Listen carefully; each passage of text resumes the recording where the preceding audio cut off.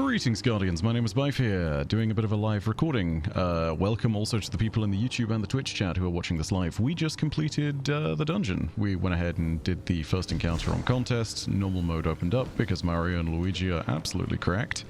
And then, yeah, now we have completed it on normal. And wow, are there some things to say. As a quick note, spoilers, obviously. We are in the first encounter space, and if you didn't want to see any of this beforehand, yeah, just take my word for it, there will be big spoilers in this. Don't be silly. You self-sort, you know what you're doing. Secondly, yeah, I have some thoughts on this. Do not expect this to be a massive in-depth lore video. This is literally just going to be me doing my stuff, doing whatever. So if this is going on and you are watching this and looking for my longer thoughts on everything, that's a video that'll be coming very soon. However, having completed the dungeon, boy, are there some cool segments in this thing. I think the transition between encounters 1 and 2 in particular is really cool. It's got this section where you are running through and you've got this kind of like new light speed moment where the ship is speeding off to a command carrier that is under the Barrent Imperium. And that is where you will face off against the rest of the dungeon. So it's actually in like 3 different sections. You face the first encounter down here on Venus in front of the Praxic Temple, which I have words about this. Then you go up onto the ship, the first of the ships. You transition through Lightspeed. You actually see the Lightspeed section for that ship ending after you've killed the first of the 2 encounter bosses.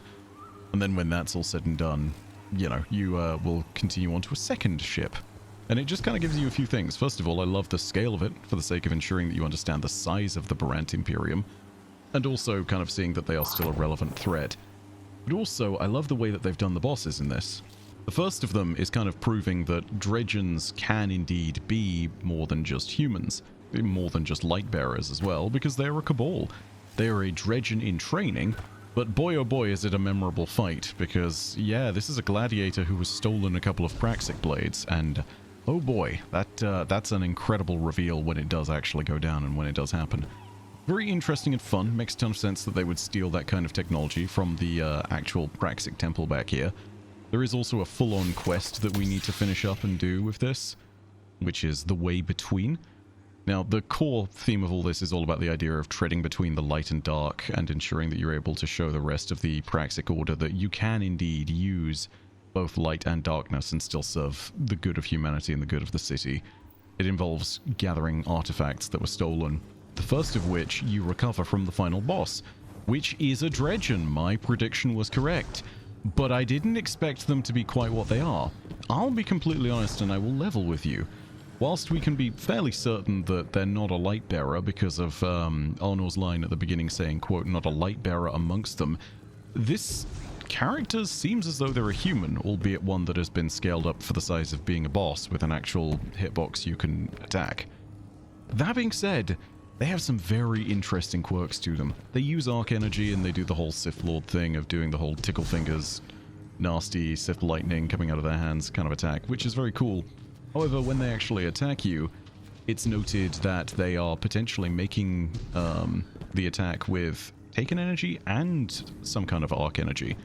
I died to the attack a few times, and when you do die, it says something along the lines of Arc Eversion, which is an important wording there, because eversion is literally what it means to take. So I'm not entirely sure why it's the case. I still think it's clear that they're not a light bearer. There was no ghost in that encounter, but also, yeah, their ability to access these things. I don't exactly understand quite how they're doing that yet. It's a very cool encounter, though. The premise of the Dredgen there is also built into this idea that they're making themselves a throne world, which is kind of awesome. Having said all of that, I think there are a few bits and pieces which I would love to explore a little bit more of. First of all, yeah, the Praxic Temple thing. There's no way of looking at this architecture any other way. This is a pyramid complex, and I would love to know why the Praxic Order keeps making their temples inside of pyramid complexes. You know, it's entirely possible that this is just a way of containing things that are within. Because obviously if you do have an area that is built in as a pyramid complex, it's filled with darkness and filled with terrible relics of darkness, and decidedly is not a place where the Praxics would easily and happily go ahead and just do things unless there was a very good purpose. So I really want to know why that's the case, because yeah, it could just be that they're using the architecture of something that's already existing there. It could be that this is what the Praxics do. They take a place that's filled with darkness and then they fill it with light instead. But like, man, it could also be that they're constructing something within this temple, because I mean, you know, we literally have the scaffolding of everything, especially if we look out and around. They could be building things in and around the structure as it goes. But yeah, it strikes me as a very silly idea for the Praxics to be doing this, because, I mean, it's a pyramid structure. These things are filled with bad vibes, and it doesn't tend to be the greatest idea, but maybe they know something that I don't. As for other bits and pieces as well, I really want to go ahead and see how the dungeon's quest pans out, and whether it gives us any more of the lore book that is attached to Dredgen Bale. Let me see if I can find that real quick. Nope, that's the wrong thing. That's on my catalysts. Because if I'm not mistaken, it should be in the Dusk and Dawn section here. Or do I already have all of them? Ah, okay, so I do have all of them. The entries have just been revealed now. Or there is a bug which is preventing us from actually seeing the rest of the entries. I'm not sure which. There is still one that's missing, but I am not sure what's going on with that. Maybe this is the last bit, because I knew I didn't have all of this. Either way, we'll see if there's something that gets revealed on that front, see if it gets pushed along. That may be some other kind of intriguing detail that brings us further in with the quest. I think the biggest takeaway from it as well is that there's a chance for the Praxics to be brought around to the idea that, yeah, we can use darkness. I think there is also the chance for us to sit there and see Praxics versus Dredgens be an actual established fight.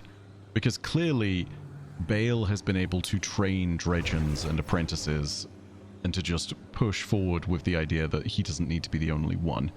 Like, clearly he's still going to be the master of the bunch unless there's a power grab. But, yeah, if there are more Dredgens out there, he may have started what is the third or fourth generation of Dredgens, depending on how you see our player characters and people who acquired the Gambit seal that calls them a Dredgen. So yeah, if that's the case, interesting development, and that will mean that we have an entire new thread of Dark Guardians and, well, Dark-powered users going out there, potentially using things like the Weapons of Sorrow and just making life hell for so many more of us. But yeah, that's an interesting potential future from all of this. And again, the cool thing about that is we know that a Cabal can be a Dredgen, so it can be any species. I say a Cabal, a Barant. Yeah, those are Barant. Also, for the people who were talking about Seer, I'm just referring something in the YouTube chat here because I think it's relevant.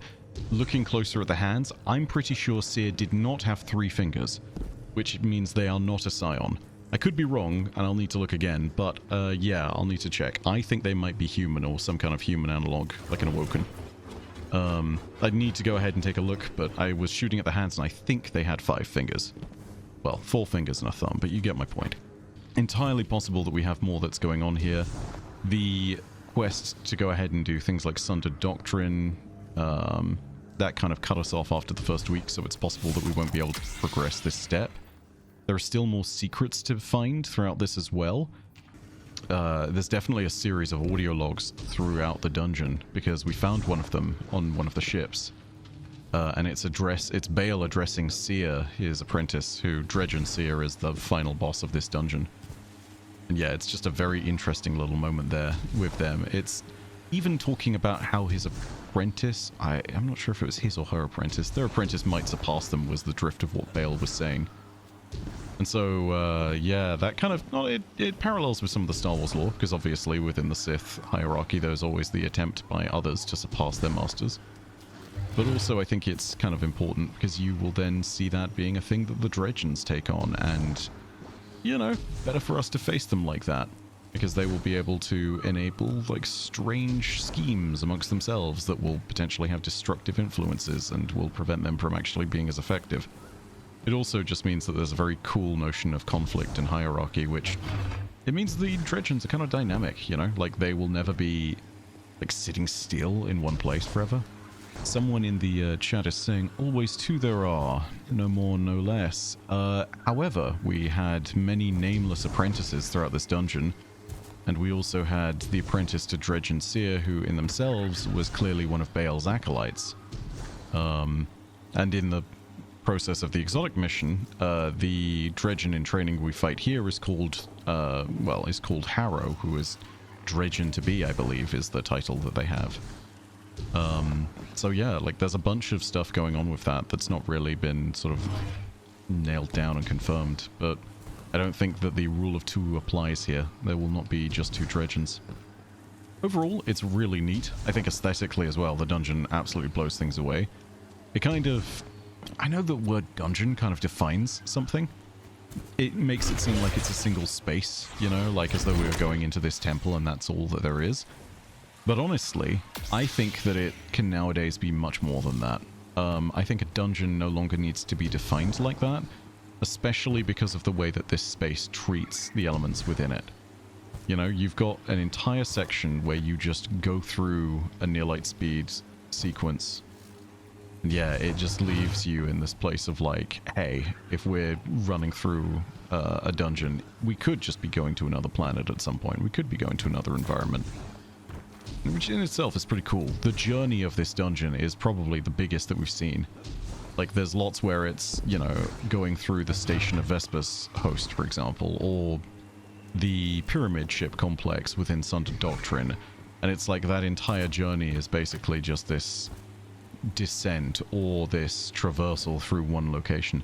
This dungeon breaks it up a little bit. Gives interesting potential for the future. His model has 5 fingers. He's human or human adjacent. Yes, thank you, Captain Relic. Anyway, yeah, no, there's interesting stuff going on in the dungeon thus far. I would go ahead and say that if you want to jump in and see what the lore things are, I will need time to go ahead and dig through it. But, first impressions, this is a damn cool dungeon, and the final boss is... I mean, what a wow factor. They absolutely sell how crazy that entire encounter can be. Plus, I mean... I think the bigger part to all of it as well is just that as you go through the dungeon and you do more things here, it sort of paves the way for the future a little bit. Dredgens have been something that have been very well developed within the lore, but now there are Dredgens that are notably potentially building out ascendant throne worlds for themselves and using powers of the Taken and powers that we hadn't previously understood and manifesting things that are different. This relies a lot on the things that Dredgens used to be, but I think it's also relying on some things that will allow them to push into the future and change who they are as an organization. Because here's the thing as well, even with just Renegades, we no longer define Dredgen as Dark Guardian, because the Guardian part of that isn't technically true. Not even a Dark Light Bearer, because again, Baal didn't wield the light. I feel as though it's not even technically correct to name them as darkness users because, you know, the use of stasis is not guaranteed to do the thing either, and the weapons of sorrow is probably the thing that we want to define them by now. You know, it's this idea of they're able to use that. That being said, maybe, maybe not, because, heck, the final boss for all of the lightning tickle fingers hands it has, yeah, I didn't see a weapon of sorrow on it. Anyway, thus far, very fun. For the first impressions of this dungeon, I really like what they've done with this. And, you know, there is more still to discover, but the first impressions are that this could be a really, really cool bit of storytelling. The one bit that bothers me is, I want to know why the hell the Praxics are building inside pyramid complexes. This is a bad idea, guys. Stop doing it. Like, please, just build a normal structure, or find a different place that you can use as a temple. Like, this is a bad idea. It's a really bad idea. So yeah, that's kind of my take on things thus far. Very cool dungeon, lots of potential. I want to see where this goes. So yeah, there's a lot of cool things. Anyway, I'm going to end it here before I witter on. Fallout and Ares and I are going to go ahead and do the contest mode of the dungeon, and we'll continue the stream. Know that your viewership as always has been quite enough for me, and that in the meantime, my name is Byf, Per Audacia ad Astra, and I will see you all starside. Oh gosh, Ares has been kicked. Oh no, rest in peace.